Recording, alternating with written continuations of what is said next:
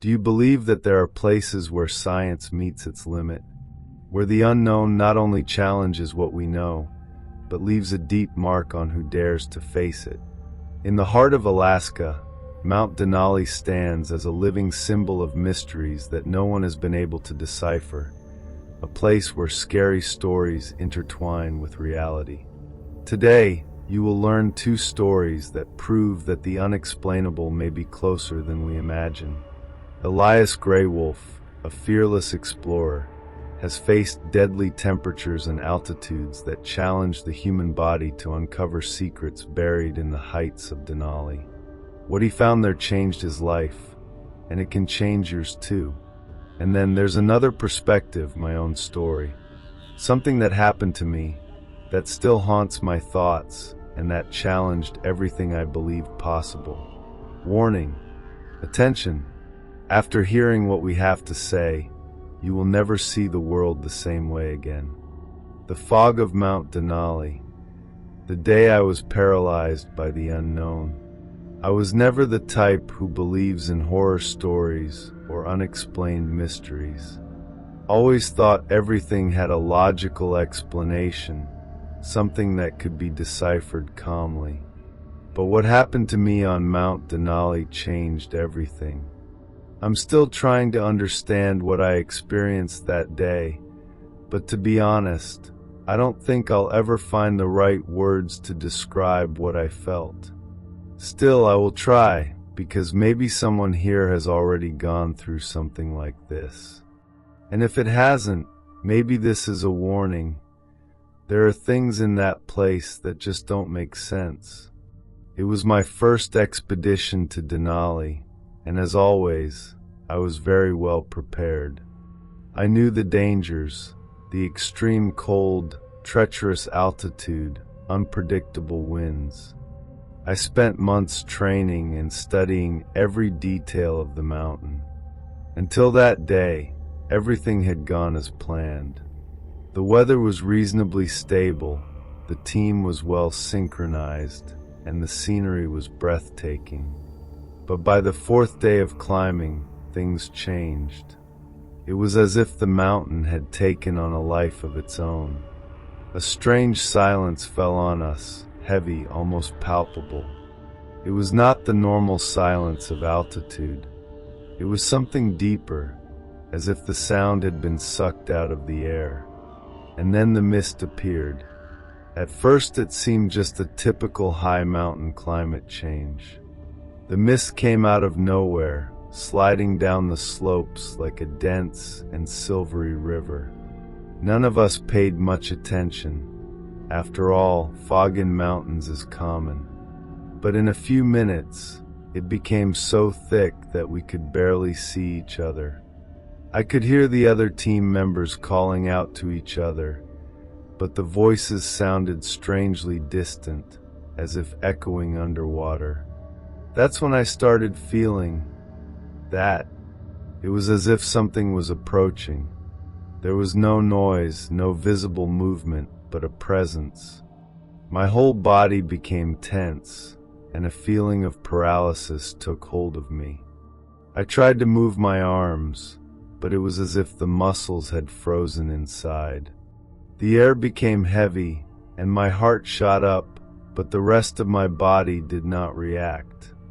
I remember looking down at my hands, and they trembled involuntarily. It was as if the mist was alive, pressing against me, preventing me from moving or thinking straight. The feeling of paralysis was not just physical. Something inside me also seemed stuck. It was as if my mind were blocked, unable to formulate coherent thoughts. Stood there, with a short breath, trying to fight it. And it wasn't just me. When I finally managed to turn my head, I saw one of the other climbers a few meters away, completely immobile. He was in a strange position, as if he had frozen in the middle of a step. His eyes were wide, fixed on something in the mist, but I could not see what it was. Suddenly I heard a sound. It was low, almost like a whisper, but impossible to ignore. It wasn't a voice exactly.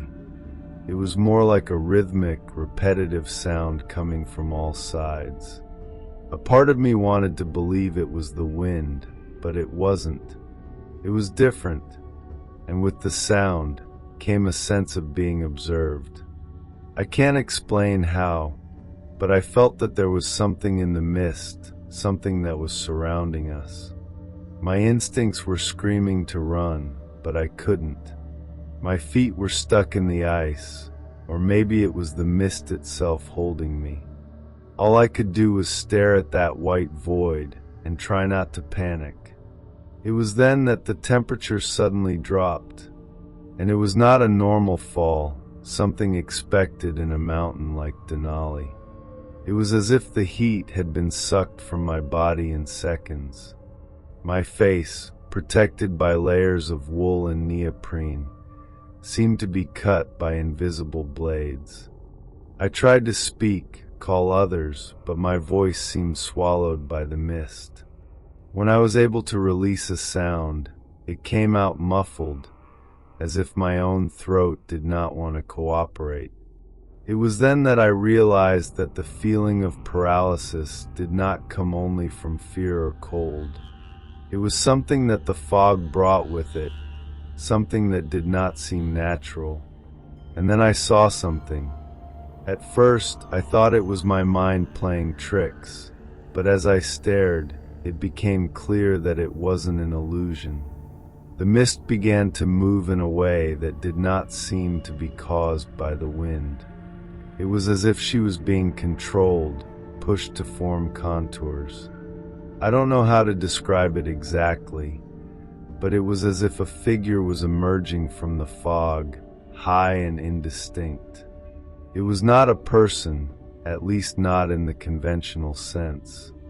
It was something that gave the impression of being immense, but at the same time almost translucent. I felt that if I looked directly at it for too long, I would lose track of where I was. While that indistinct form moved in the mist, and primal instinct took hold of me. Everything inside my body was screaming for me not to face it, to look away, but it was as if my eyes were stuck. I could not think of anything else but fear, pure and absolute. It was not a normal fear. It was something that seemed to come from the bottom of my soul, as if I were facing something that should never be seen. The worst thing is that while I was paralyzed, I felt that it knew I was there. There was no explanation, but it was as if that thing was studying me, feeling my panic. Suddenly I heard a scream.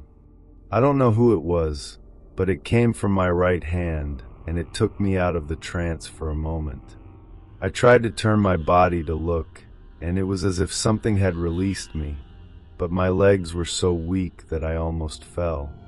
The scream was abruptly stopped, as if someone had covered the person's mouth, or as if, well, I didn't want to think about the alternatives.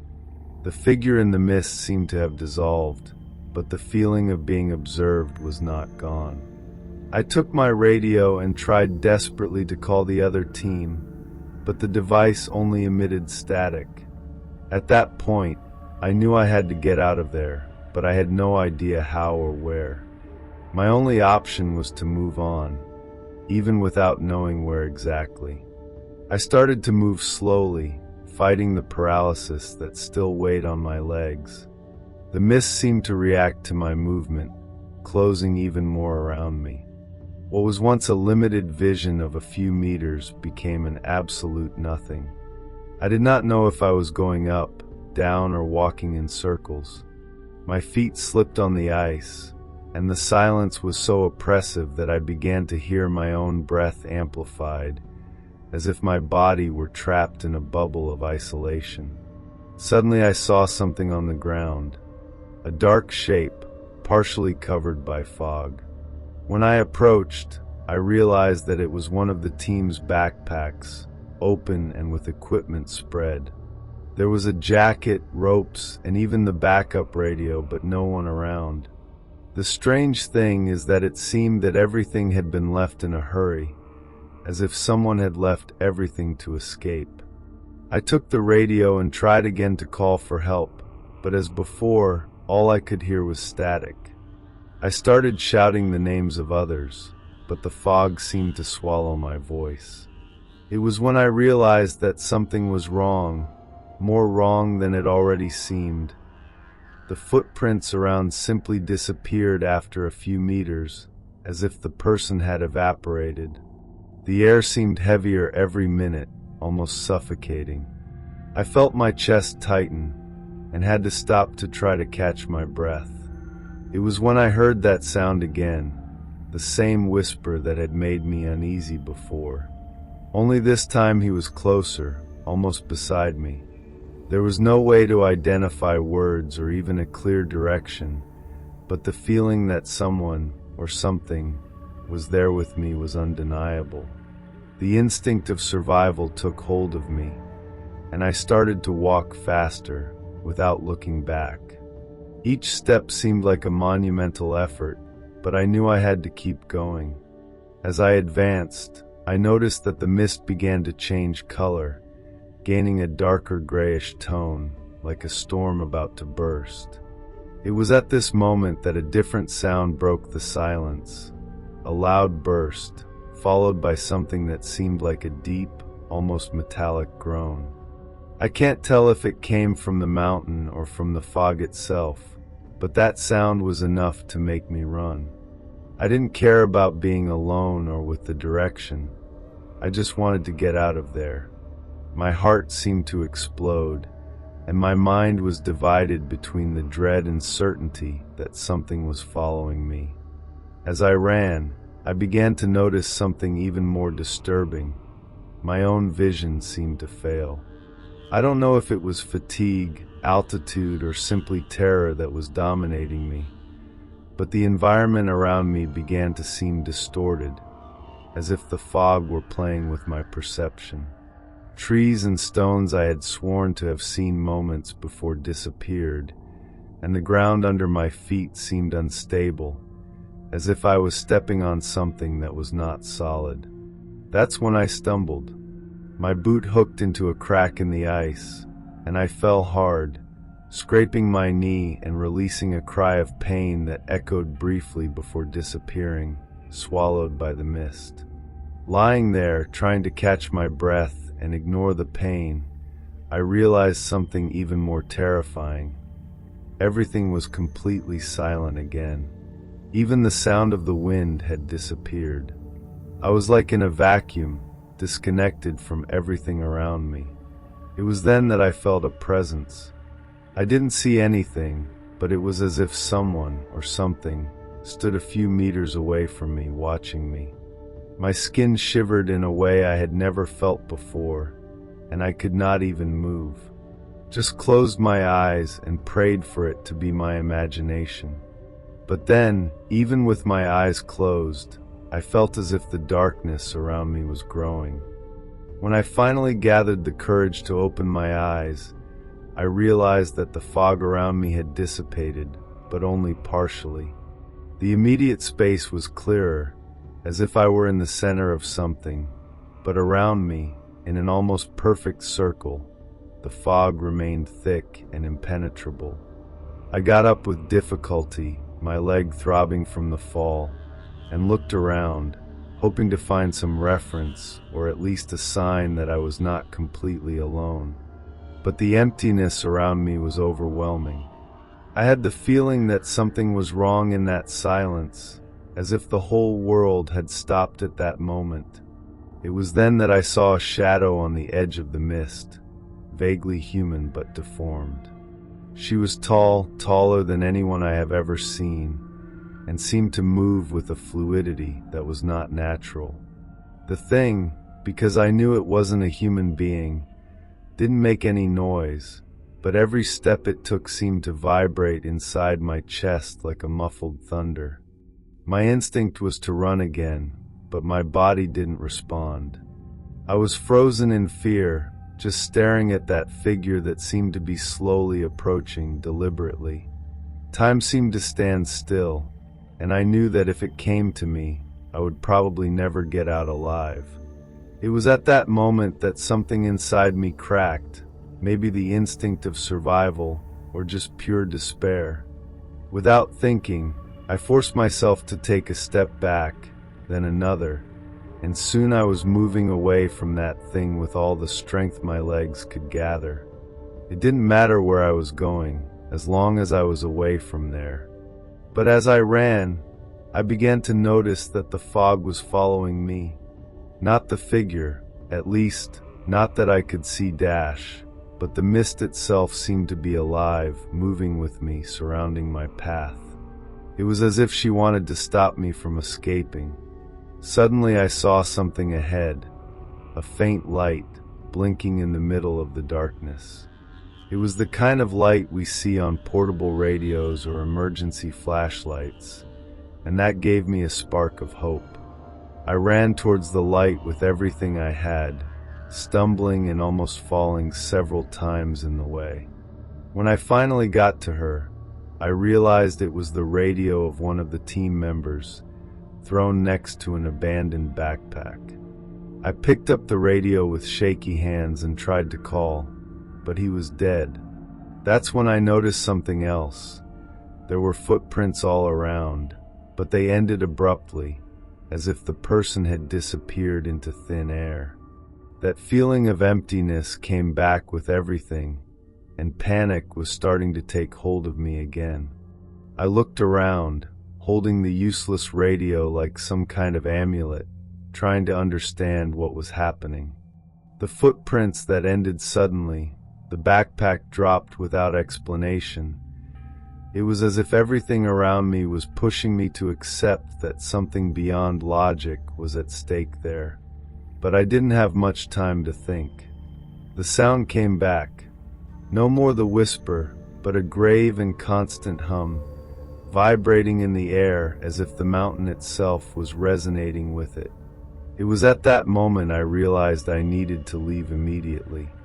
Without direction, I started running again. Do not know how long I continued, stumbling and struggling not to collapse from exhaustion, but eventually the fog began to dissipate. When she finally disappeared completely, I realized that I had arrived at base camp. My heart was fired with relief, but also confusion. I had no idea how I had managed to get out, nor how long it had been since the whole thing started. The other team members were not there, and I waited for hours until someone finally showed up. When I told them what had happened, no one knew how to react. From the others, I never heard of. To this day, Mount Denali is a memory that haunts me, but also leaves me with one single certainty. There are things in that place that are not to be understood. The Valley of Footprints. I always like to explore isolated places those few dare to visit, not only for the adrenaline, but also for the feeling of being in a place where nature still reigns absolute. That's what led me to Denali. Had heard stories about the place, of course. People disappearing, unexplained phenomena, but I always thought they were exaggerations. My goal was simple: to make a trail through the remote valley that many avoided and, who knows, document something unique. Only that what I found there was not even in my worst nightmares. The journey started quietly. The weather was good, and I had everything planned.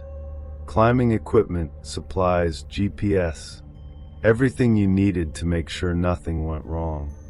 The valley, which looked like just a piece of isolated ice and rocks, was more beautiful than I had imagined. The mountains around formed a natural wall, and the silence was almost hypnotic. But then as I walked, I noticed something strange. It was a line of footprints. They weren't animal footprints, I was sure of that. They were human footprints, but they were absurdly large. They looked frozen in ice, perfectly preserved, as if they had been made recently. At first, I thought my mind was playing tricks. I leaned down to look at the marks more closely. They were huge, easily twice the size of my foot, even with snow boots. The symmetry was perfect. Fingers, arch, heel. Everything was there, so detailed that it seemed impossible to believe they were not recent. But the ice covering the footprints was solid, as if they had been formed and immediately frozen. I stood up and looked around, trying to understand who or what could have left it. There was no other mark, no sign of equipment, nothing. Only those gigantic footprints, as if someone or something had crossed the valley and disappeared. I decided to follow the marks, more out of curiosity than common sense. They went straight, without detours, which was strange. Even experienced mountain people tend to change course when facing uneven terrain, but these footprints completely ignored the variations of the ground. After about 15 minutes, I noticed that the footprints started to descend towards a lower area of the valley, where the ice seemed more dense and bright. The air was getting colder, much colder, and a strange feeling began to settle. It was not exactly fear, but a deep discomfort, as if I was being watched. As it descended towards the point where the footprints seemed to concentrate, the atmosphere became even more strange. It was as if the natural silence of the valley had become denser, almost oppressive. Even the sound of my steps seemed muffled. When I reached the end of the descent, I saw something that made me stop immediately. The footprints ended in a circle, perfectly drawn on the ice. It was not a circle made in an improvised way. It was large, symmetrical, as if it had been engraved there with surgical precision. Inside the circle, the ice had a different appearance, lighter, almost translucent. It seemed that I was looking at a deeper layer of the valley. The strangest thing was the feeling that circle emanated. I cannot explain otherwise, but it seemed that the air was heavier there, as if something invisible was present. I stood there, trying to understand what I was seeing, when I felt a slight tremor on the ground. It was not an earthquake, but a kind of constant vibration, almost like a severe buzzing that you feel more than you hear. My instinct was to go away, but curiosity kept me there. I took my camera to record everything, but as soon as I started filming, the tinnitus increased. The ice inside the circle began to emit a faint glow, and at that moment I realized that I was in something far beyond what I could understand. My first reaction was to turn away, but something in that glow seemed to attract me. It wasn't beautiful or comforting, it was the opposite. It was cold, inhuman, but at the same time impossible to ignore. I looked at the footprints around the circle, trying to find some pattern, something that would explain why it was there. But the more I watched, the more confused I became. It was as if the marks were just the beginning of something bigger, something I shouldn't be witnessing. It was then that I noticed a detail that had gone unnoticed. The footprints inside the circle did not end. They just disappeared, as if whatever had done them had vanished into thin air. My mind started to panic. It didn't make sense. I didn't do anything there. I decided it was time to get out of there. Quickly I took my equipment and started to go back the way I had come, but something was different. The wind, which had been a cold breeze until then, began to blow hard, almost as if it were trying to push me away from the valley. The silence was broken by a strange sound, a kind of lamentation that seemed to come from all directions. I looked back every few steps, hoping to see something, but there was nothing but the faint glow of the circle that began to fade in the distance. The more I moved away from the circle, the more the feeling of being observed grew. It was not just the sound of the wind or the echo of my steps. It was something deeper, almost as if the mountain itself was alive and aware of my presence. Every time I looked back, I had the impression that something was moving at the edge of my vision, but I could never distinguish anything clearly.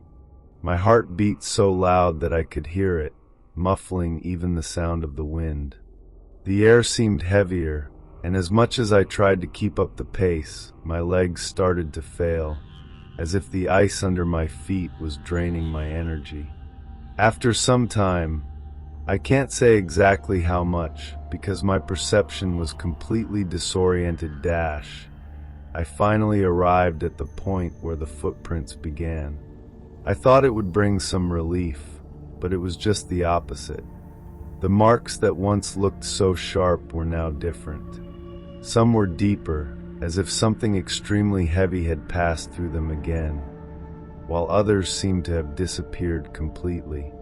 It was then that I realized the tremor in the ground was still there, but it was more subtle now, almost imperceptible, as a reminder that whatever was going on in that valley had not ended. Even with the terror growing every minute, I kept walking, trying to get out of that valley as fast as possible. The landscape around me seemed to have changed. It was not obvious, but the place seemed darker, as if the shadows of the mountains were longer or the daylight was disappearing faster than it should. The feeling of being followed was almost unbearable. It seemed that, at every step, something observed me, but there was never anything when I turned. At one point, silence came back brutally. Even the wind stopped, and that was worse than any noise. It was as if the world around me had been shut down. It was at that moment that I heard the strangest sound of all.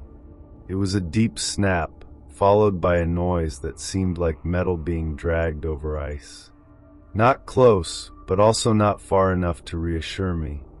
I looked back once more, and saw something that left me completely paralyzed. Where the circle had shone before, there was now a light mist rising like a vapor, and in the middle of it a gigantic silhouette. Couldn't tell the details, but it was definitely humanoid. My whole body stuck. It was as if all the fear I felt had materialized there. Even without face or shape, I knew that it was looking at me. My mind screamed for me to run, but my body seemed stuck on the ground, as if the ice itself had held my feet. The air around me was cold in an almost unbearable way, and each breath seemed to cut my throat. The silhouette in the center of the mist began to move, slowly but with a clear intention. I can't explain how, but every step she took seemed to make the ground vibrate slightly, as if something very heavy was approaching. When I finally got to move, my legs looked like rubber, and I tripped trying to push myself away. It was as if I were fleeing from a nightmare that had come to life. I didn't look back again. I just ran. My only concern was to get out of that valley and reach a place where I could feel safe, although a part of me knew that that feeling of security would never fully return. As I ran, I could hear something strange behind me, like a continuous crack on the ice, but I did not dare to stop to find out what it was. When I finally got to the point where my tent was set up, the sound stopped. The silence came back so abruptly that it seemed I had crossed some kind of invisible barrier. My hands trembled so much that it took me a while to get everything off and start going down the way back. I went down the rest of the way almost on autopilot, as if my body was moved only by the need to escape from that place. The feeling of being observed decreased, but never completely disappeared. It was as if I still carried the weight of what I had seen, as if that could still reach me even when I was far away. When I finally arrived at the base, I tried to explain what had happened to those in charge of the camp, but I felt that no one believed me. Myself, while speaking, I was caught doubting what I had witnessed.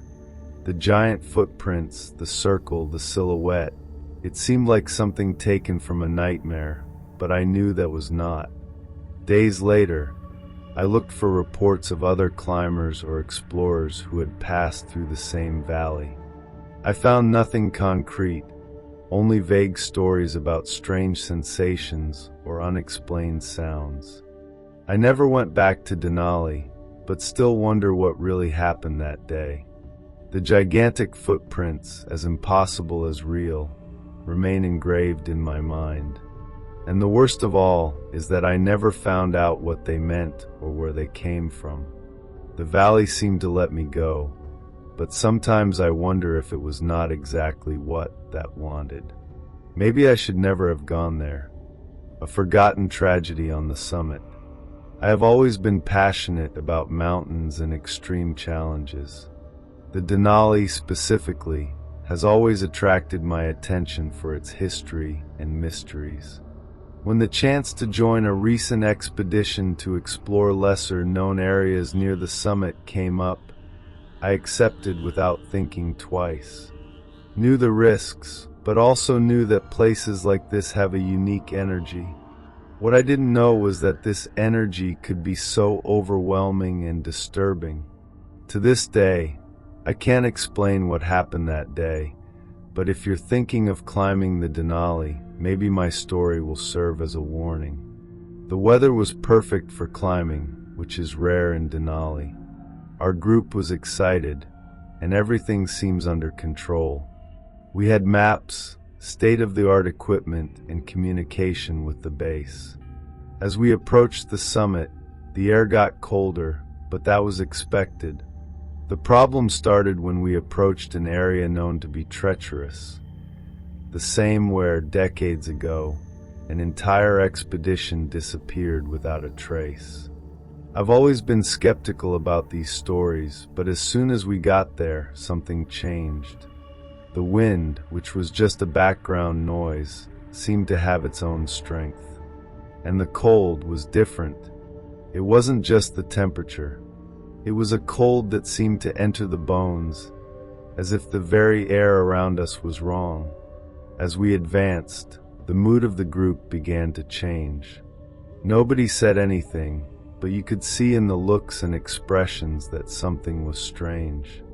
I could not even get the feeling out of my head that we were being watched. There was no one around.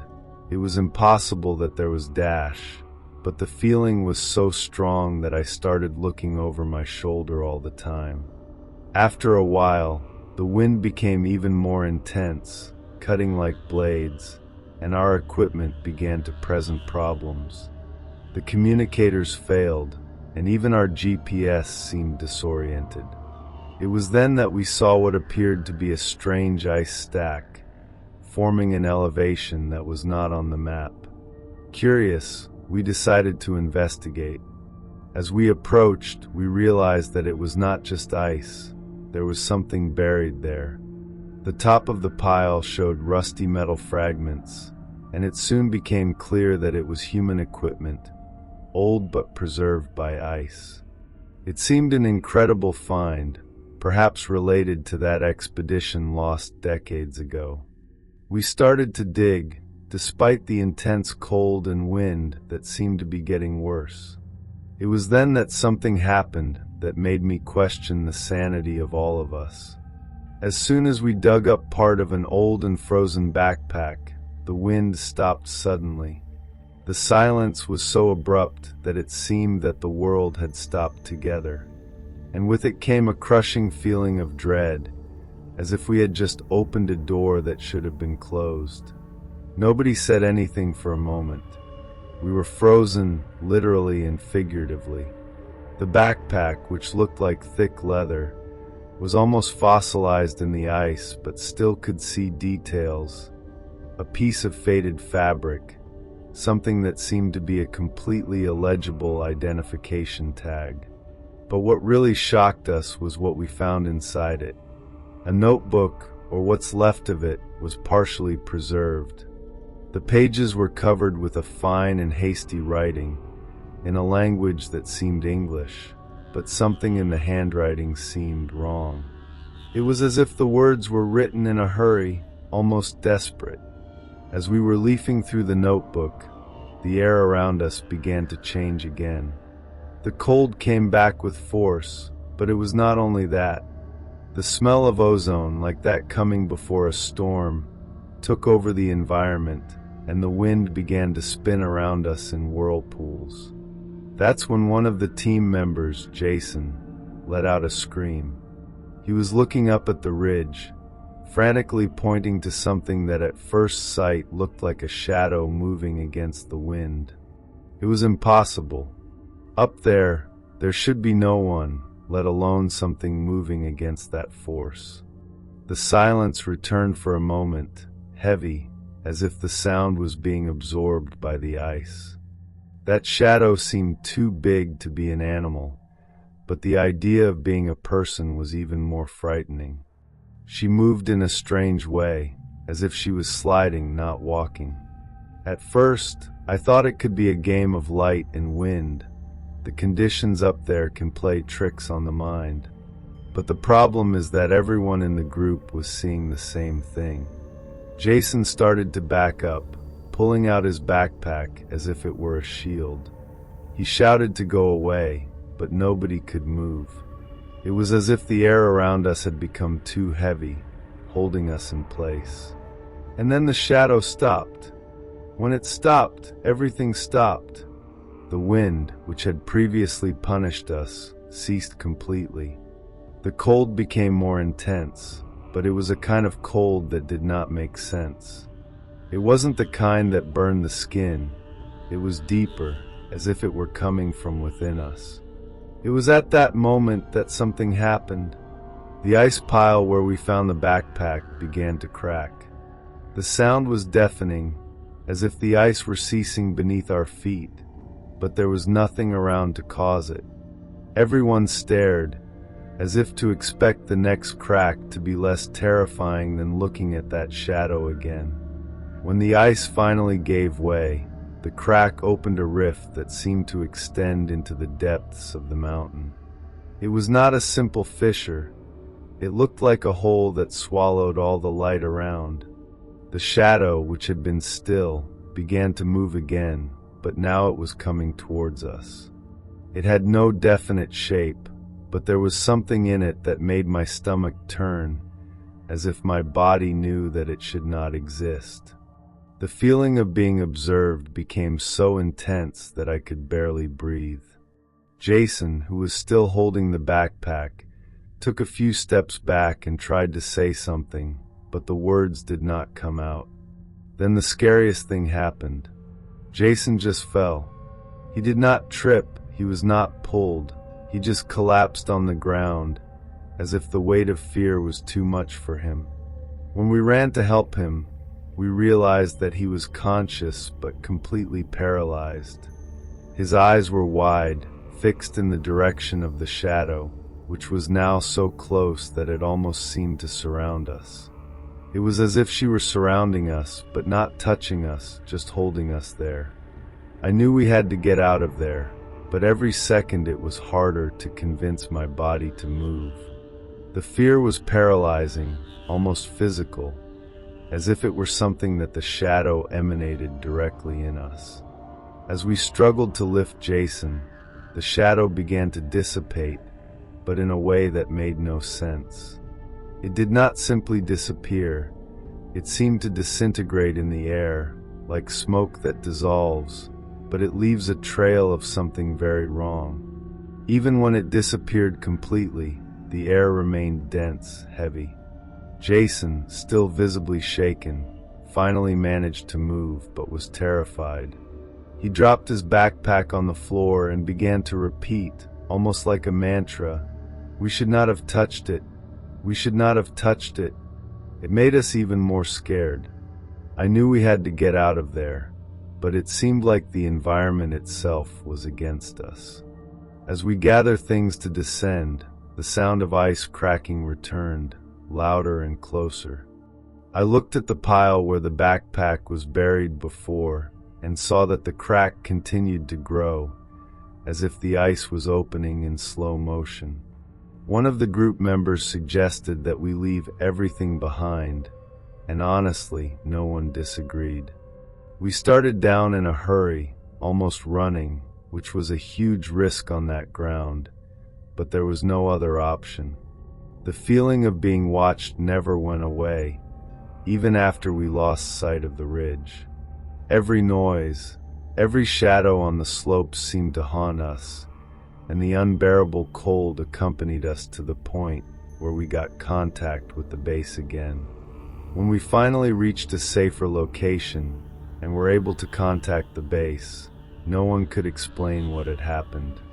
We did not mention the shadow or the rift immediately, but everyone in the group was clearly shaken. Jason could barely speak, and the only thing we were able to take back was a piece of the notebook that was in the backpack. The rest stayed there, along with the rest of the equipment buried in the ice. When the experts who were waiting for us analyzed the notebook, they confirmed that it was from an expedition that had disappeared decades ago, but could not explain the content. The few readable pages were confusing, with disjointed phrases talking about a presence and a cold that does not belong to this world. After that day, I couldn't climb mountains anymore. Something about Denali changed me. To this day, I avoid talking about it in detail, because honestly, I still don't understand what happened. Everything on that mountain seemed wrong, as if we were in a place where the reality was different. Since then, I have heard stories from other climbers who reported similar sensations: the inexplicable cold, the oppressive silence, the impression of being observed. Every time I hear, I feel a chill because I know exactly what they mean. And as much as I try to forget, one thing torments me even today. If what we saw in that crack was only the beginning, what else can be hidden in the summit of the Denali? The Covenant of the Lost. In 2018, I was still trying to find myself in life. Worked as a mountain guide on weekends, more like an escape valve than even as a profession. I always loved the feeling of freedom that mountains bring, the silence, the disconnect from routine. That year, I accepted an expedition to the Denali, even though I knew the place carried a heavy reputation. Stories of disappearances, legends of climbers who never returned. I always thought these things were exaggerated. Maybe it was a way to make everything more dramatic, or a way to attract more curious tourists. But nothing I heard could prepare me for what I lived. Our group was small, for people counting me. The aim was to explore a less conventional route, an area where some bodies from a 1950s expedition had supposedly been found. One of the group's climbers, Marcos, was obsessed with bizarre stories and had read about this 1952 expedition. He spoke of it with such enthusiasm that, even though I was skeptical, I ended up being curious. Mark carried an old diary that he claimed to have bought from a thrift shop, something he believed was a record of that expedition. It was full of strange notes, scribbles, things he thought fascinating, but for me they were just nonsense. At least until we get to the area where it all happened. The area where the bodies were supposedly found was unlike anything I had ever seen. The ground was strangely flat, a rarity in a place like Denali, and the ice seemed more opaque, as if something were hiding underneath. The silence there was disturbing. I've been in mountains where the wind makes noise all the time, but it was different. It was not just quiet, it was as if the sound had been sucked out of the air. Mark, of course, was more excited than ever, opening the old diary and pointing to descriptions he said matched the place. "This is where they made the circle," he said with a nervous smile. At that moment, something in his tone gave me a shiver. As he read aloud something about a protection ritual, I realized that the rest of the group was getting uncomfortable. I tried to keep the focus on the work, but the way Marcos described the positions of the bodies and the circle was strange. He said that the diary mentioned incomprehensible words that should be said to push away what does not belong on the mountain. The worst was when he started to circle the snow with his walking stick, following the instructions in the diary. It seemed like a silly joke, something that anyone would do to lighten the mood, but there was something in it that didn't seem right. When he finished, we all looked at the circle, and the silence around us became even heavier. When Mark finished drawing the circle, he seemed satisfied, as if he had fulfilled some kind of mission. The rest of us stood there, not knowing what to say. It was just a drawing in the snow, but there was something disturbing. It was at this moment that I realized that the temperature seemed to have suddenly fallen. I know it sounds cliché, but I swear the air became colder, almost unbearable. I had to adjust the gloves and pull the scarf to protect my face. One of the other members, Karina, commented that she felt as if the wind was coming from inside the circle, which was impossible since the air was still. No one laughed at her remark. We were all starting to feel the same. Mark began to recite the words that were in the diary in a low and drawn tone. They were not normal words, but disjointed sounds like a language that should not exist. At first, I just watched, finding it all a big act. But as he spoke, the air around us seemed to compress. It was hard to breathe, as if the oxygen itself was being pulled out. Suddenly I felt something. I can't explain it right, but it was a presence, something that wasn't there before. You couldn't see or hear anything, but I knew in my heart that we were no longer alone. And by the look of panic on the faces of Karina and others, they felt the same. Mark seemed completely oblivious to what was happening around us. He kept reading, his face lit up by a mixture of fascination and something that seemed afraid. As he recited those words, the wind began to spin strangely, forming swirls around the circle. It was not a natural wind. It came from within, as if the ground itself were expelling the air. Karina, who was always the calmest of the group, took a step back and started to say that we needed to stop. "This is not right," she repeated, her voice trembling, but Mark simply ignored. It was then that the ground began to shake slightly, and cracks began to form in the ice around the circle. I'm not the kind of person who panics easily, but at that moment my only wish was to run away from there. The problem is that it seemed impossible to move, as if something invisible was holding me in place. Mark finally stopped reciting the words and looked at us, but his eyes were strange, almost glazed. Before anyone could say anything, the circle he drew began to emit a faint blue-white glow that seemed to pulse like a breath. Nobody moved. It was when a low sound was heard, something that seemed to come from the bottom of the mountain. It was not a natural sound. It was something I had never heard before, and I hoped to never hear again. The sound was so deep that it seemed to vibrate inside my chest, as if it came from under the earth and at the same time was around us. Karina started screaming, but her voice was almost inaudible, as if the sound was muffled by that vibration. Mark fell to his knees in the center of the circle, holding the diary as if it was the only thing keeping him anchored in reality. The glow in the ice became more intense, pulsating as if it were alive, and at that moment I was sure we had awakened something that should never have been touched. One of the other climbers, Andrew, tried to pull Mark out of the circle, but as soon as he crossed the edge, he fell to the ground as if he had taken a shock. That's when it all became even more surreal. The cracks in the ice around began to expand, forming almost geometric patterns that seemed deliberate, as if someone was drawing it. The low sound suddenly stopped, replaced by absolute silence.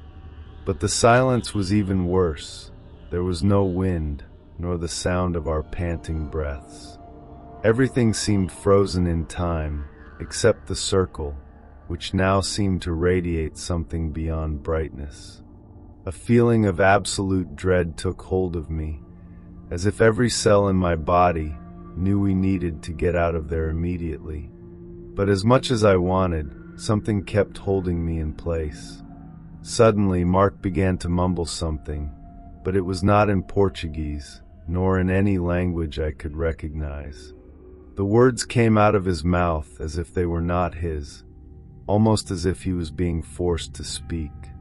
Andre and Karina were trying to pull him out of the circle, but it was as if the ice itself had held him back. I, for some reason, just couldn't move. My legs were locked, and my whole body seemed to be stuck in a state of absolute panic. Then the glow within the circle began to rise, forming a kind of bright mist. It was impossible to look directly at it without feeling a sting in the head. It was at that moment that something happened that I still can't explain. The fog began to condense into forms that seemed human, but they weren't. The shapes had humanoid contours, but there was something profoundly wrong with them. They were tall, slender, and seemed to move slowly and calculated, as if they were watching us. When one of these forms leaned forward, as if to touch Mark, he shouted. Not a normal scream. It was a sound that seemed to come from a deep place, a mixture of pain and terror. It was enough to make me react. I ran towards the group, shouting for everyone to leave, but before I could get there, the glow disappeared. Everything was gone. The shapes, the sound, the wind. It was as if nothing had happened. The silence that followed was even more disturbing than anything we had just witnessed. The circle in the ice had completely disappeared, as if it had never been there. Mark was lying on the ground, motionless but breathing. Karina and Andre were in shock, looking around as if they were waiting for something else to happen. It was only when Mark started to move that we got out of our torpor. He was visibly shaken, mumbling something incoherent about "don't look at them" and "don't touch the diary." Without thinking twice, I took the diary off the floor and threw it away. Karina insisted that we leave immediately, and no one disagreed.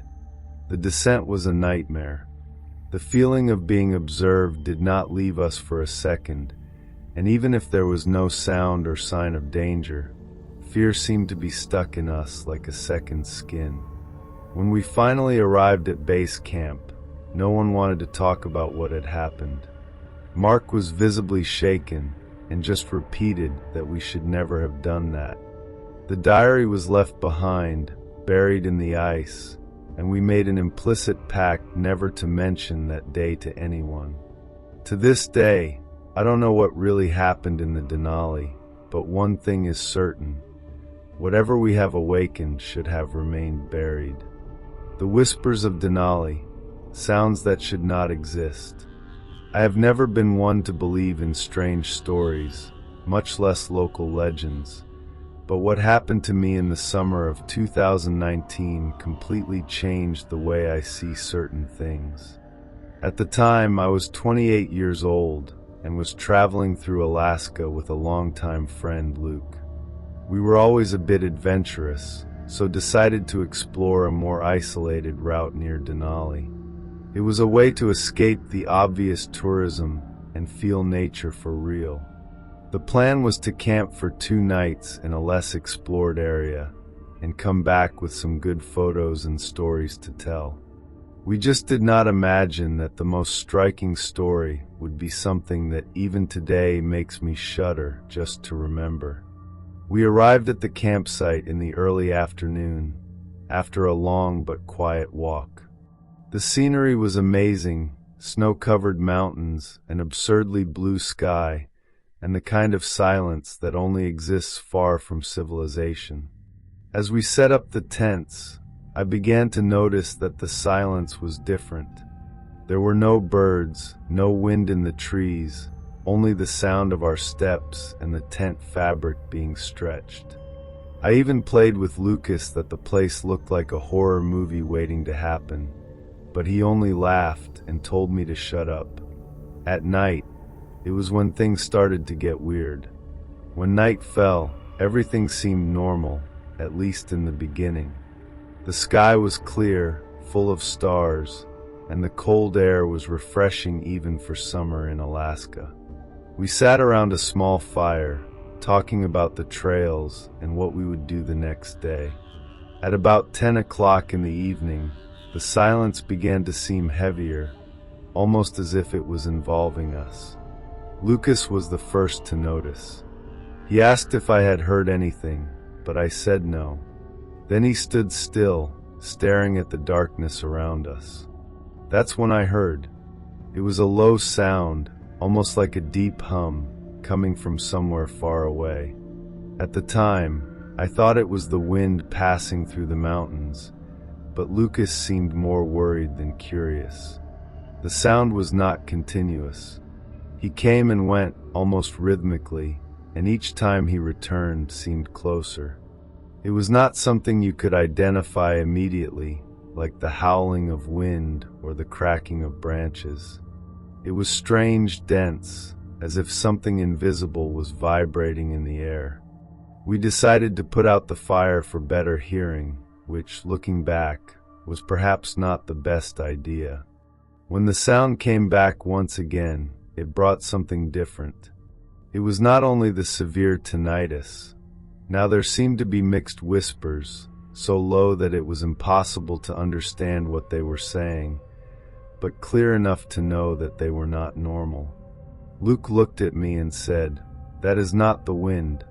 After Luke said that, I started paying more attention to the sounds, and he was right. It wasn't the wind. It was something much more intentional.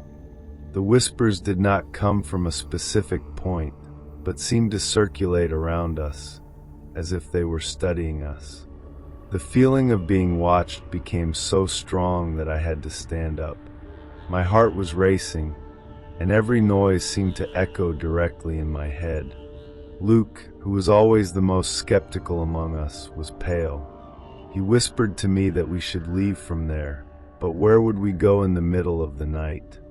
And even if we wanted to, it seemed impossible to move.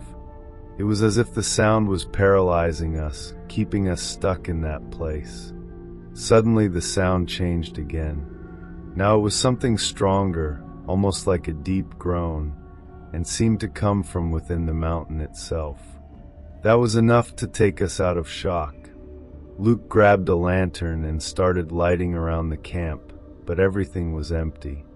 No sign of animals, no tree swaying in the wind, just that immense darkness and sound that seemed to be soaked in the air. We decided it would be better to lock ourselves in the tents until dawn, but when we got inside, the sound became even more intense. It was as if we were at the epicenter of something, as if the whole mountain was breathing around us. Inside the tent, the sound seemed closer, almost palpable. Luke held the lantern steady, lighting the entrance of the tent as if he expected something to appear at any moment. I tried to keep my cool, but it was impossible to ignore the feeling that something was very wrong. The whispers continued, but now they were accompanied by something that seemed to crack, like ice cracking. Each time the sound echoed, the temperature seemed to fall even more. Even with the sleeping bag and thermal clothes, I felt the cold coming into my bones. It was the kind of cold that makes you doubt whether you are really protected or if you are at the mercy of something greater. At about 2 a.m, Luke said he could not take it anymore and that he needed to leave the tent. I tried to convince him to stay, but he was determined. He said that he felt as if the tent was shrinking, squeezing him, which at the time seemed absurd, but I understood the feeling. When he opened the zipper and left, an absolute silence took over. For a second there was no more buzzing, whispers, or any other sound. Only silence. I stood there, paralyzed, trying to hear anything, but the silence was so oppressive that it seemed to scream in my ears. It was then that I heard Luke scream outside, a short cry full of panic, followed by something that seemed like a distant echo, but with an almost human tone. When I heard that scream, my body froze. It was as if my mind was screaming for me to leave the tent, but my legs didn't respond. For a few seconds, I stood there, breathing fast, trying to process what had just happened. When I finally got to move, I took the flashlight and went out. Outside, the temperature seemed to have fallen even more. The air was so cold that it hurt to breathe. I called Luke a few times, but all I heard was the echo of my own voice.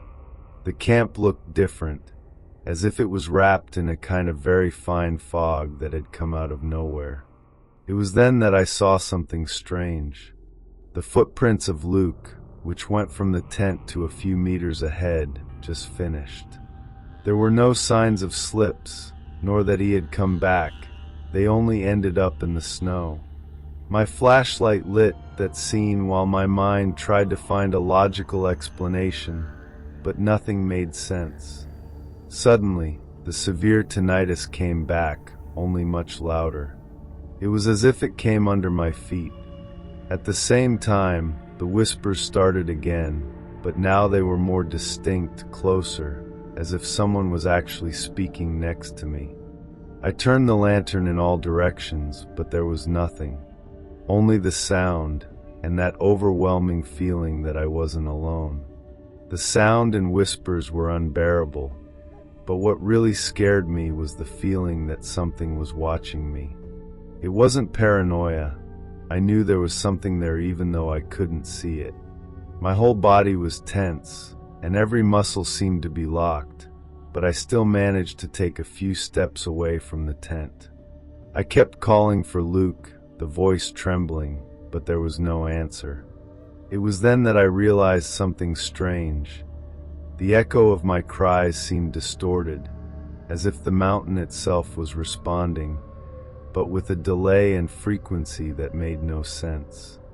When I turned to look at the way we had traveled to reach the camp, I saw something that made me freeze. On the horizon, far away, there was a faint light that should not be there. It was a yellowish tone, pulsating slowly, as if being extinguished and rekindled by some sort of invisible mechanism. My first thought was that it was Luke with the lantern, but the distance was absurd for him to have gotten there so fast. And then the whispers changed again. They were no longer just indistinct murmurs. Now they seemed to be forming words, or at least something that resembled an attempt at communication. But it was not a language I knew. It was something guttural, disconnected, almost as if they were trying to imitate human sounds, without really understanding how. The whispers began to intensify, and I had to cover my ears, even though I knew that it was not being transmitted by air. It was as if the sound was inside my head, reverberating in all directions. The distant light continued to pulse, but now it seemed closer, although I had not moved. Every time I blinked, it seemed like she was closer, as if she was crossing that void between us without actually moving. My mind was in a state of complete alertness, but also confusion. What I was seeing and hearing was impossible, and I knew that staying there was no longer an option. With the little courage I had left, I took my backpack and started walking in the opposite direction to what seemed to be the epicenter of everything. It was not a planned decision. It was pure instinct. With every step I took, the hum and whispers seemed to follow me like a sound shadow. I looked back several times, but the light didn't seem to be chasing me. Instead, she stood still, pulsating as if she were alive, waiting for something. It was when I heard one last thing that made me run without looking back. In the midst of that acoustic chaos, a voice stood out, clear, cold, and unlike all others. She said my name. not in a distorted or slanted way like the other sounds, but with perfection. And it was Luke's voice. Hearing my name in that voice, my body acted before I could think. I started running, tripping on the snow and almost falling several times, but did not stop. The hum and whispers were behind me, but the sound of Luke's voice echoed in my head as if it was stuck to me. I ran aimlessly, just wanting to distance myself from that light, those sounds, everything. When I finally stopped, with my legs burning from so much effort, I realized that I was completely lost. I looked around and recognized nothing, only snow, rocks, and the darkness that seemed to swallow me. By a stroke of luck, or perhaps pure despair, I was able to locate the GPS in my pocket. The device seemed to be malfunctioning, but after a few minutes I was able to pick up a weak signal and trace a path back to a nearby trail we had crossed earlier. I followed the path, each step harder than the other, until I saw flashlights in the distance. They were members of another expedition who had set up camp in a lower area. When I came to them, panting and almost in shock, I asked if they had seen or heard anything strange, but no one knew what I was talking about. Luke was never found, and to this day I have not the courage to return to Denali. All I know is that the sound, the light, and that feeling of being called by something that was not my friend still haunt me. Magnetic anomaly of Mount Denali. I am not the kind of person who usually believes in things that cannot be explained by science. I have always been very rational, and maybe that's why what happened to me on Mount Denali has marked me so much. That was in 2017, during an expedition I made with two friends, Gustavo and Clara. We loved exploring remote mountains, and at the time, we were trying to document as many alternative routes as possible for a photographic project that we were putting together. It all started like any other adventure of ours, detailed planning, high-end equipment, and a lot of excitement. But this time, something went very wrong. We arrived at the foot of Denali with everything organized. Our goal was to climb a little-used route, an area where some compasses and GPS had already presented problems, according to reports from other climbers. We thought it would be challenging, but we never expected that it would really affect us. On the first night, everything went well. We set up camp, took amazing pictures of the starry sky, and even played on the magnetic problems of the region. Gustavo said that it was just unprepared people talk, while Clara, who was more connected in strange theories, joked saying that the place seemed cursed. I laughed, but something in the way she spoke stuck in my head. The next day, it was when things started to get weird. The next morning, we dismounted the camp and headed towards the highest stretch of the route. Everything seemed normal at first, but as we went up, we started to notice something strange. Our compasses were completely disoriented, spinning nonstop, and the GPS began to show failures.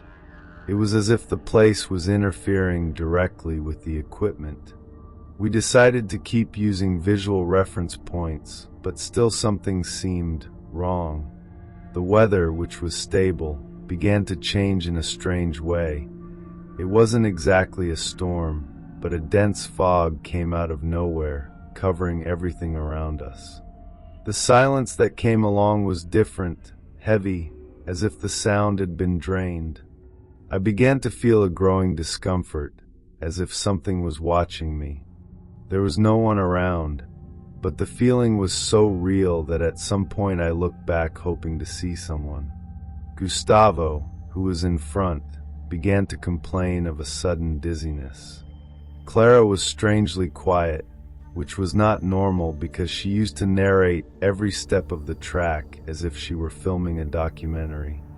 When I asked if she was okay, she just shook her head and said it felt like she was being pulled somewhere. I laughed, trying to lighten the mood, but deep down I knew it wasn't just her. I was feeling that too. As we went up, the feeling of discomfort got worse. My head started to thump, and it seemed like the weight of my body had doubled. The air, which should be only thinner by altitude, seemed dense, almost oppressive. The strangest thing was that I could not trust my own senses. Looked at the stones around me and swore that some of them had changed places. Gustavo, who was leading until then, stopped suddenly and said we needed to rest. When he turned around, I saw in his face something I had never seen before: fear. He wasn't the kind of person who would be easily frightened, but at that moment he seemed to panic. "My compass broke," he said, but when I looked, it was intact, just spinning wildly like all the others. Clara started to say that she felt a pressure in her ears, as if we were underwater. At first, I thought it was a suggestion or some kind of effect of altitude, but soon I realized that I was feeling too.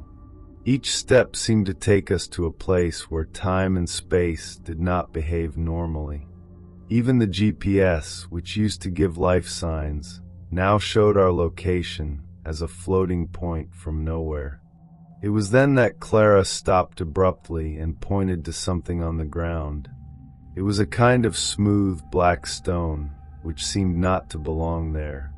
As I touched it, I felt a slight vibration, like an electric field running through my fingers.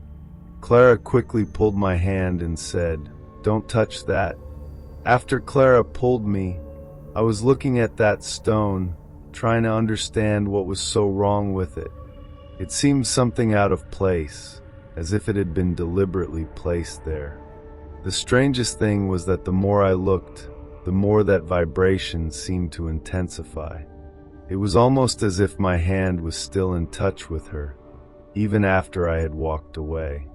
Gustavo, who was always the most skeptical, said that it did not make sense to waste time with what, and we should continue.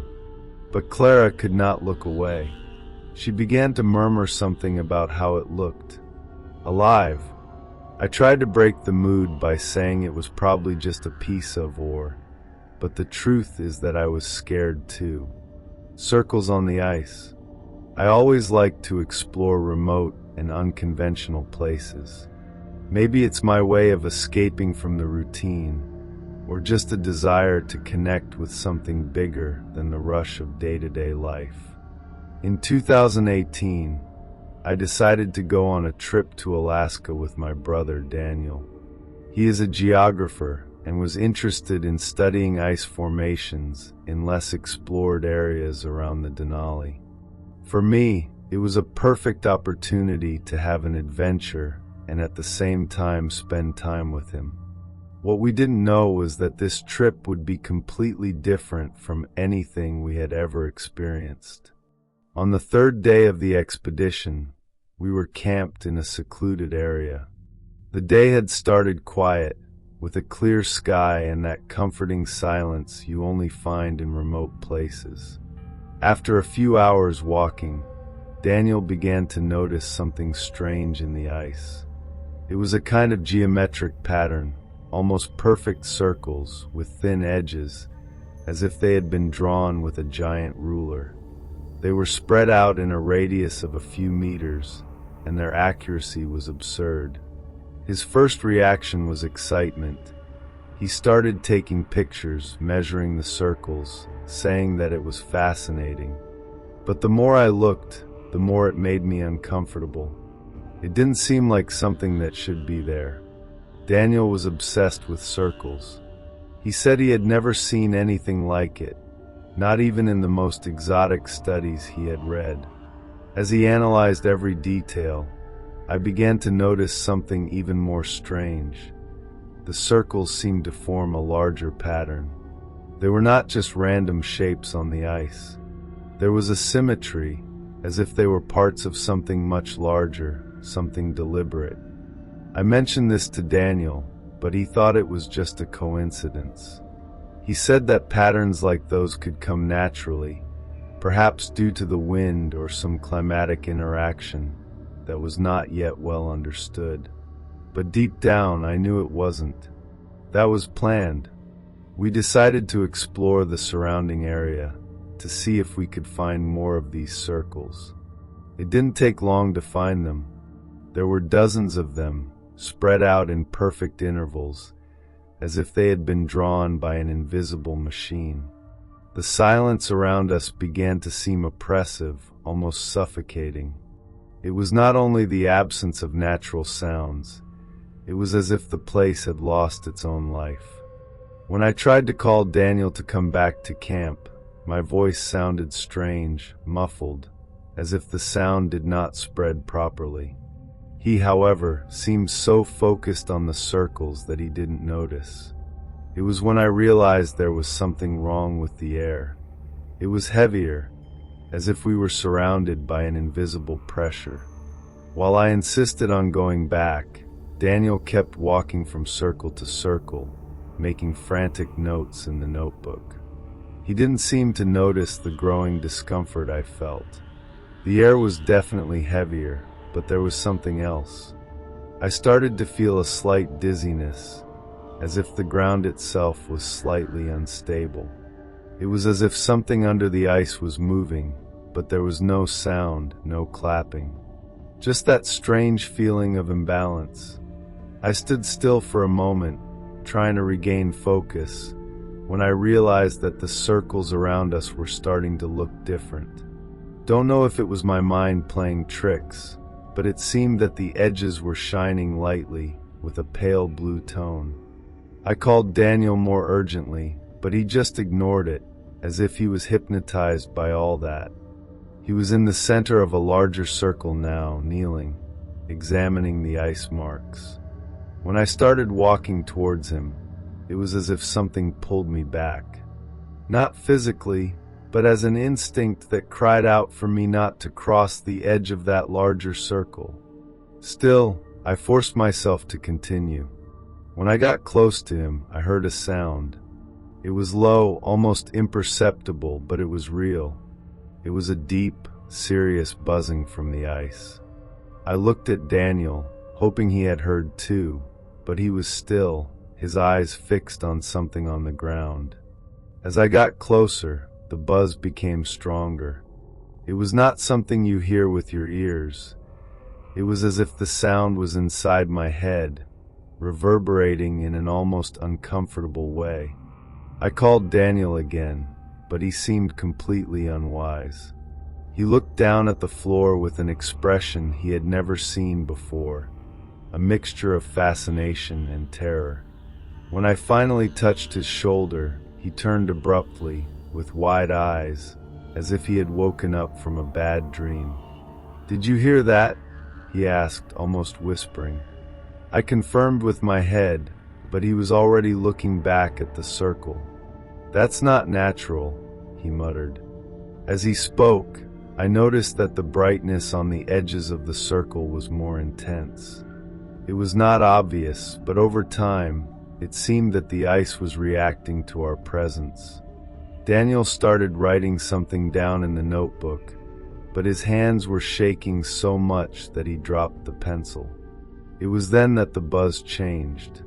It went from a low and constant sound to something intermittent, almost like a pulse.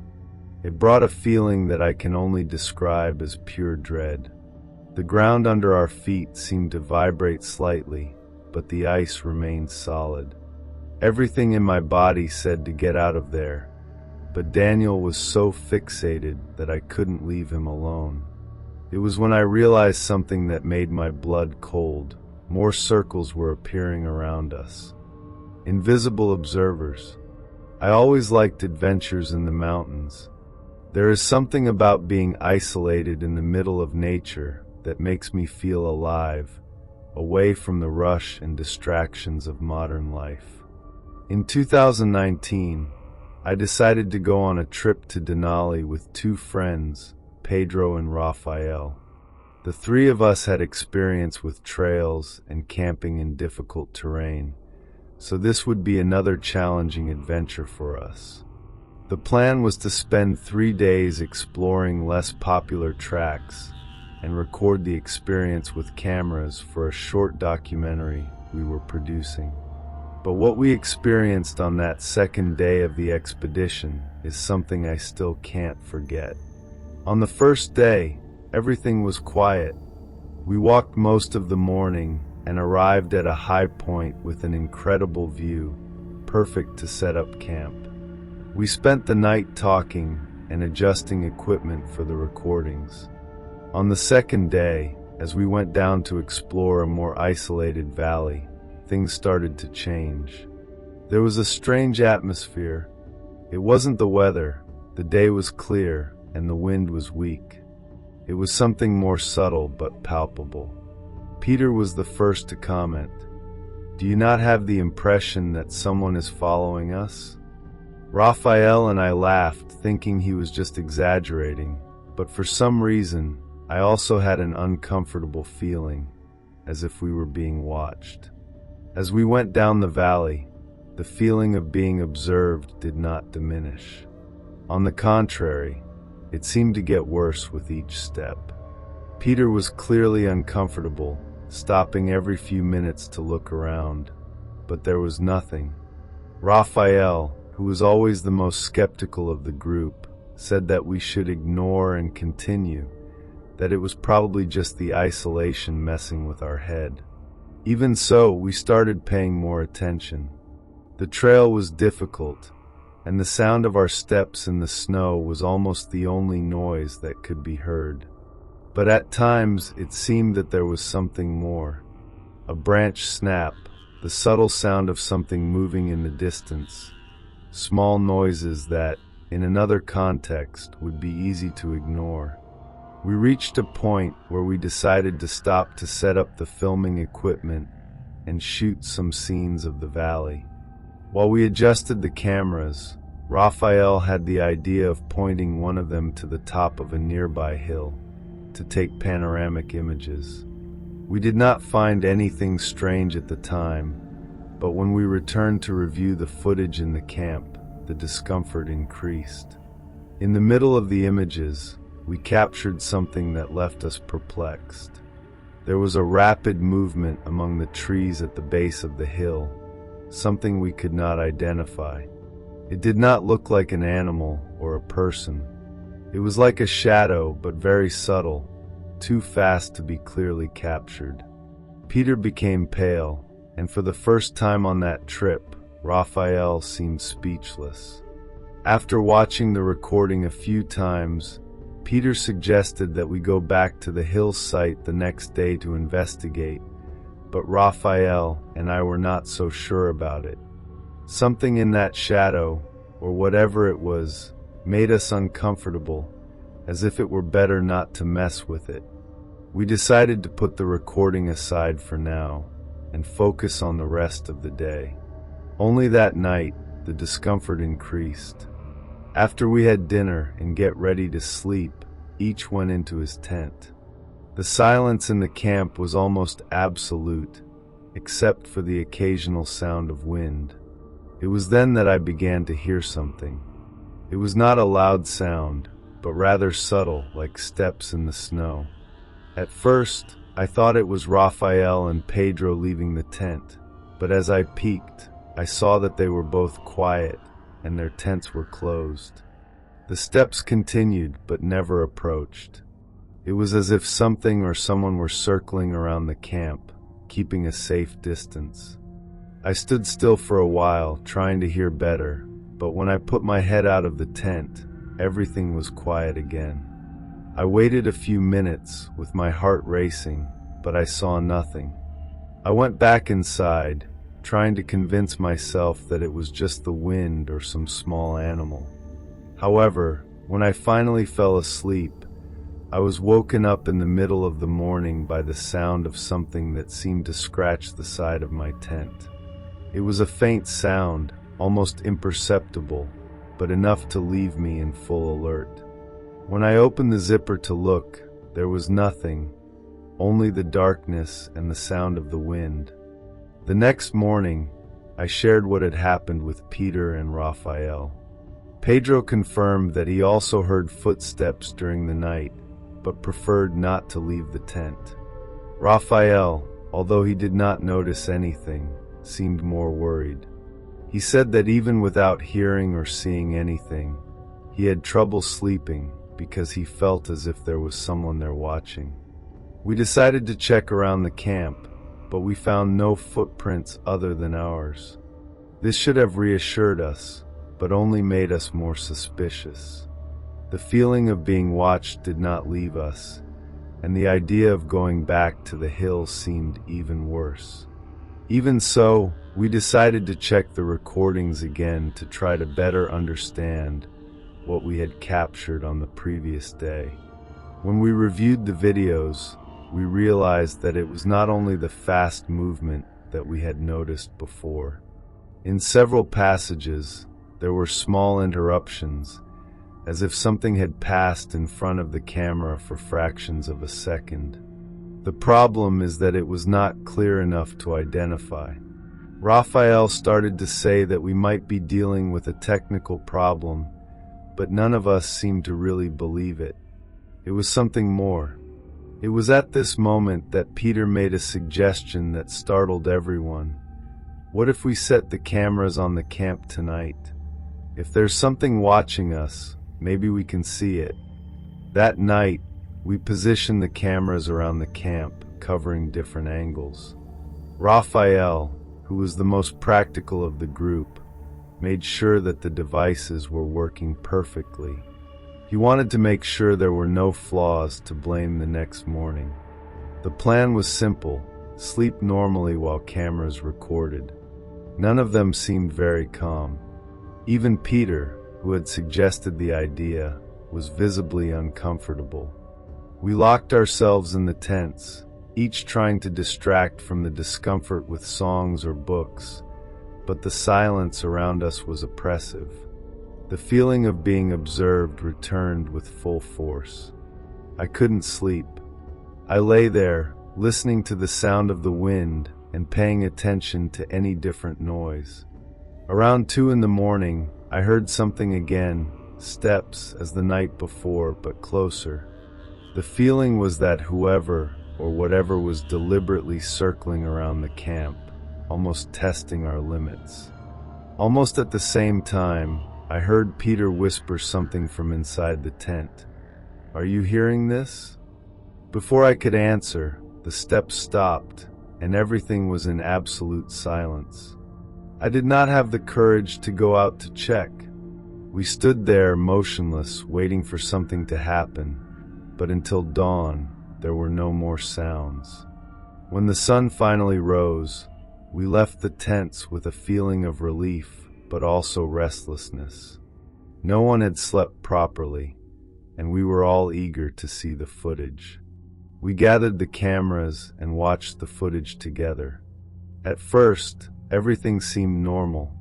The images showed only the quiet camping under the starry sky, the sound of the wind passing through the trees.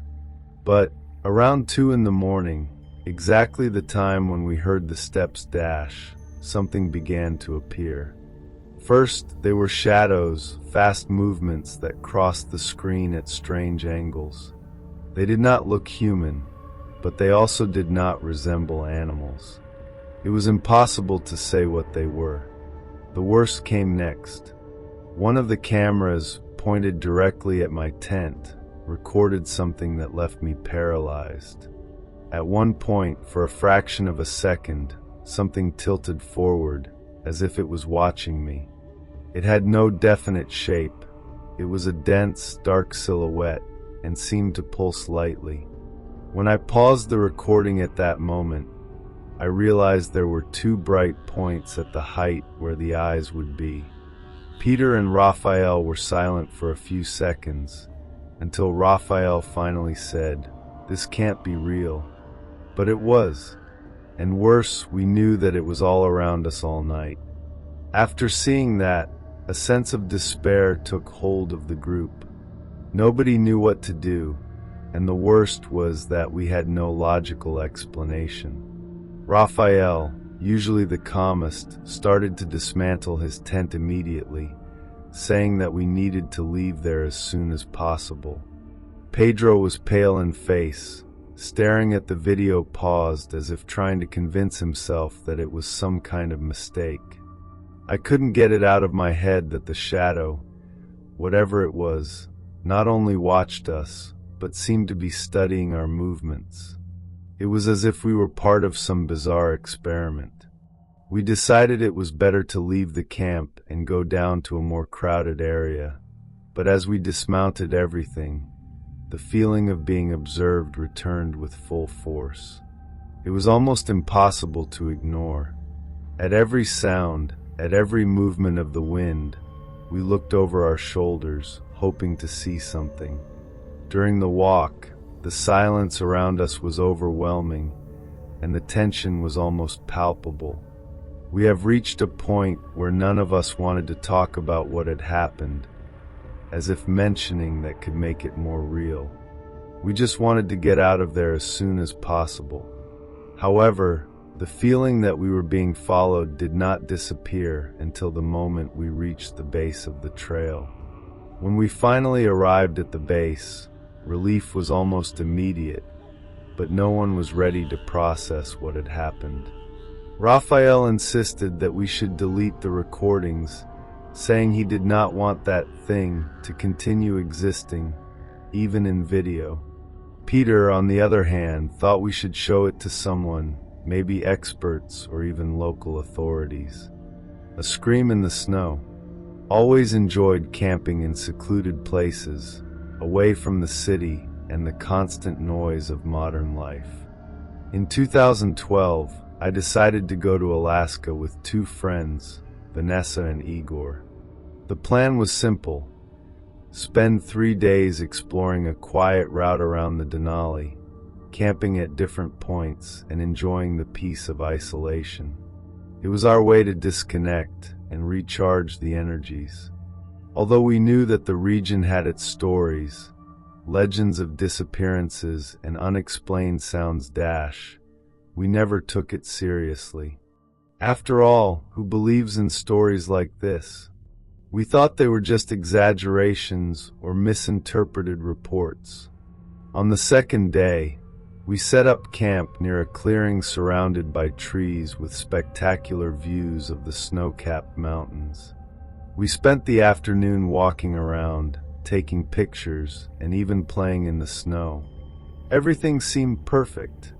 When night came, we lit a small fire and talked for hours. The sky was absurdly starry, and the wind was calm. It was around 11 in the evening that things started to change. As we laughed at an unfunny joke by Igor, we heard a sound that made the three stop at once. It was a scream, not the cry of an animal, but a person, or at least it looked like. At the time, we were frozen. The scream echoed for a few seconds before being swallowed by the silence of the mountain. We looked at each other, trying to understand what we had just heard. "You heard that, right?" Vanessa asked, breaking the silence. It was impossible to deny. It was not a natural sound. It seemed a cry of despair, as someone calling for help, but came from afar, lost in the vastness of the valley. Igor was the first to suggest that he could be a camper in trouble. Although we were isolated, it was possible that someone else was in the area, perhaps lost or hurt. We took our flashlights and decided to check, even with the uncomfortable feeling that something was wrong. We walked for about 15 minutes towards the sound, trying to follow the echo. The problem is that we can't identify exactly where it came from.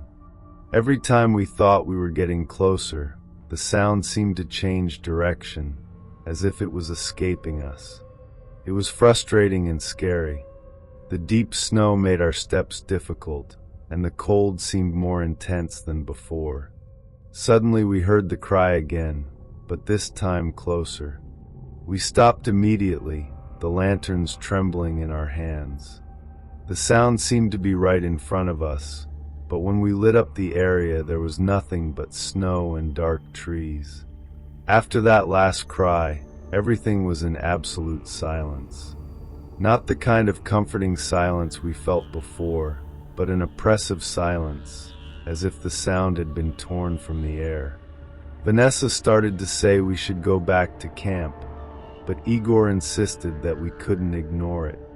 He thought that if someone needed help, it would be our responsibility to do something.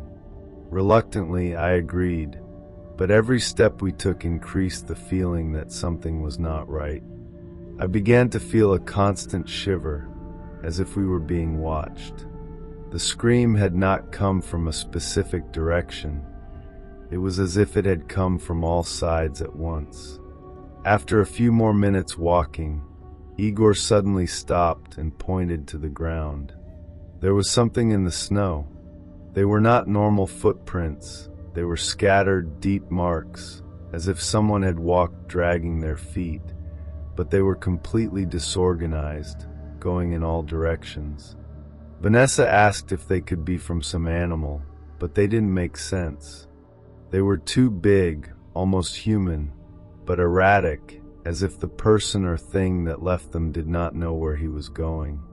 It was then that we heard the sound again, but this time it wasn't a scream. It was something lower, like a moan, a continuous sound that seemed to come directly from under our feet. When we heard the groan, we all stood still. It was strange, as if the sound was rising from the snow itself. Igor knelt down and started digging with his hands, despite Vanessa's protests. With each handful of snow he took, the sound seemed to get louder, clearer. It wasn't exactly a human sound. It had a distorted tone, as if it was filtered by something, but still reminded of a person's suffering. "Stop it, Igor!" Vanessa finally screamed, pulling him by the arm. I didn't know what to say. My instinct was to get out of there as soon as possible, but the curiosity paralyzed me. Igor stood, looking at the shallow hole he had dug, and for the first time in the night he looked scared. When we lit the hole with the lanterns, all we saw was more ice and compacted snow. There was nothing there. Still, the sound continued, more intense, as if echoing inside our head. Vanessa started shaking, not just from the cold, but clearly from fear. "That's not normal. We need to go back now," she said, almost begging. I agreed, and we started to go back to camp, but the feeling of being followed grew with every step. The groaning stopped abruptly as we moved away from the hole, but suddenly a last cry echoed through the valley, so high and so close that it seemed to be on our side. We ran like never before, without looking back. When we finally arrived at the camp, we were panting, but no one had the courage to say anything.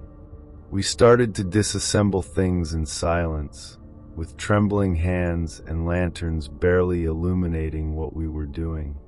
The plan was to leave immediately, but before we could finish, we heard something that froze us again. Steps. They were not ours. They were heavy, slow, and came from somewhere among the surrounding trees. I looked at Igor, hoping he had an idea of what to do, but he was paralyzed, holding the flashlight as if it was the only thing protecting him from what was out there. Suddenly, the steps stopped, and everything was quiet again. Then one last thing happened, something that even today makes me wake up in the middle of the night. In the midst of that oppressive silence, we heard our own names being whispered. Not as if someone was crying out for help, but as an echo, low and distant, mixed with the wind. That was enough to make us stop what we were doing and get out of there. We walked for hours in the darkness until we reached a safer point, where we finally saw the lights of a rescue station. We told them what happened, but the officers only told us that strange sounds were common in the region and that no one ever found a concrete explanation.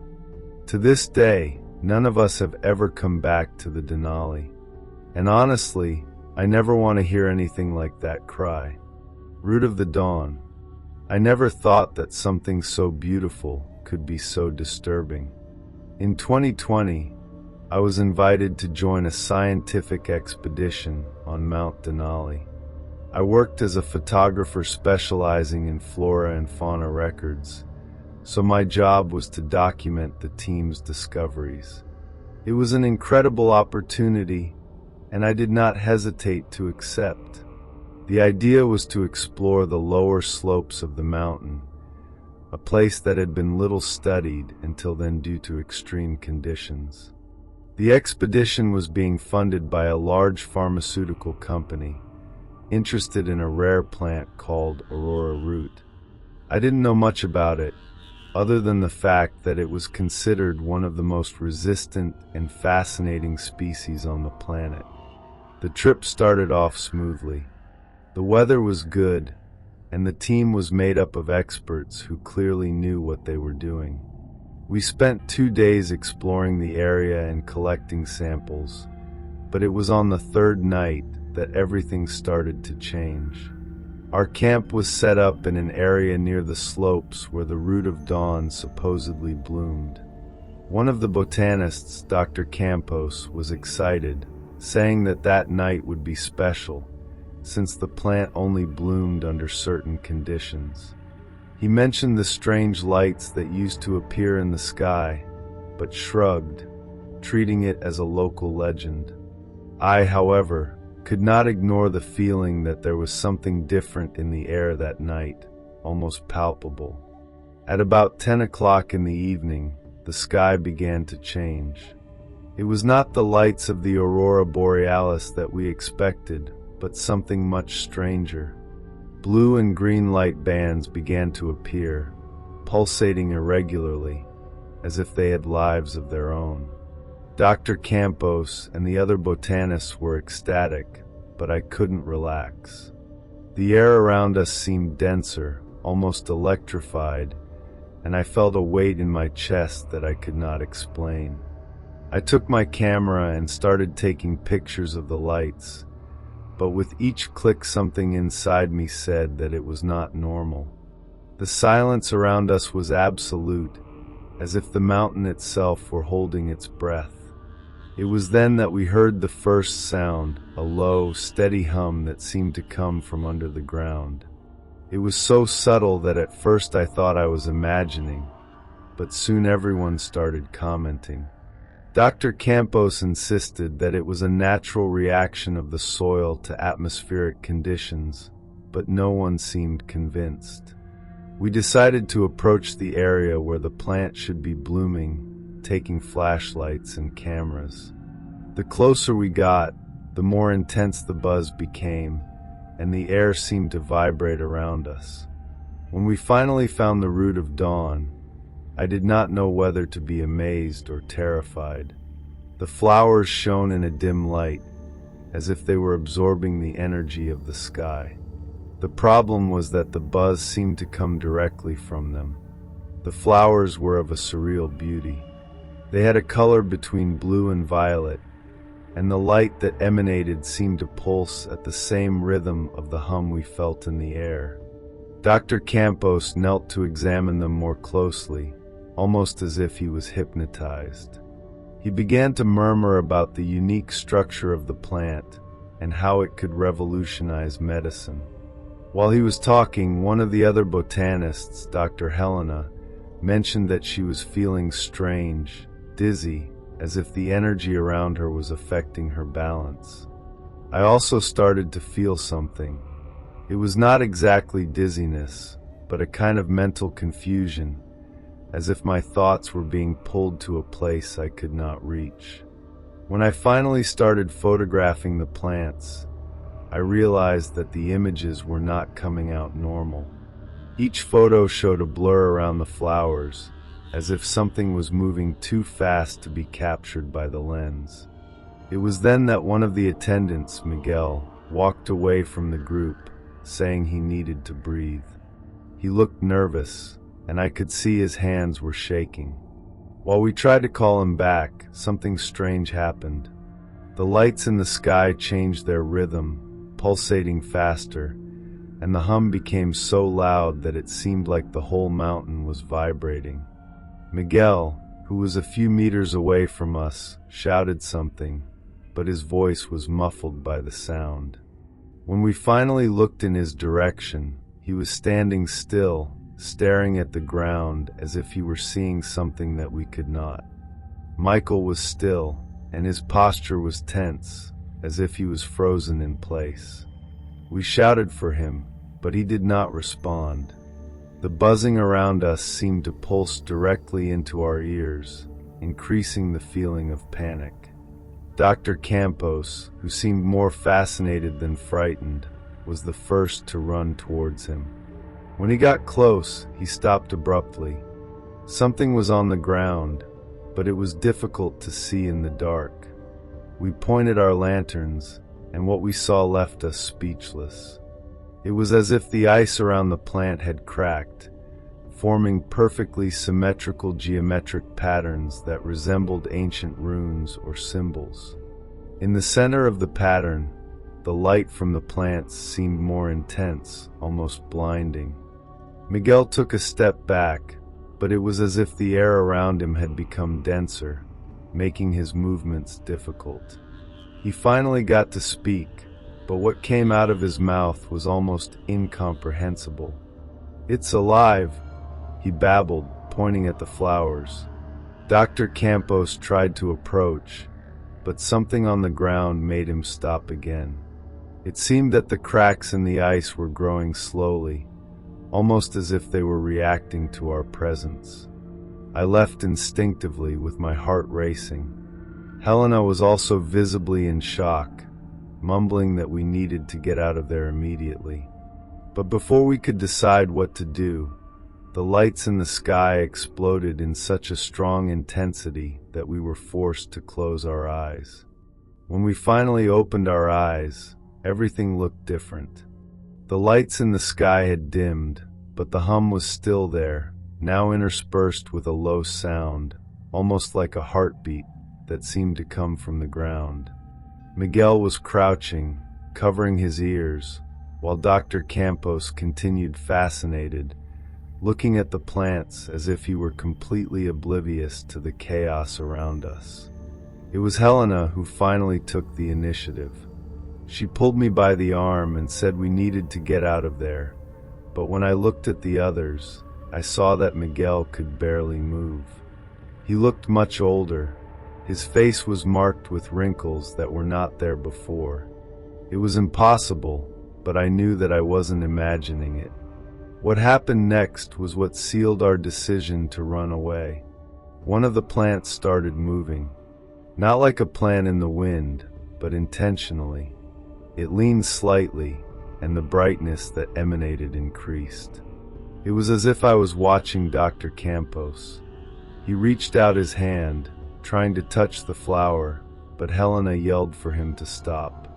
At that moment, the ground shook so violently that we all fell.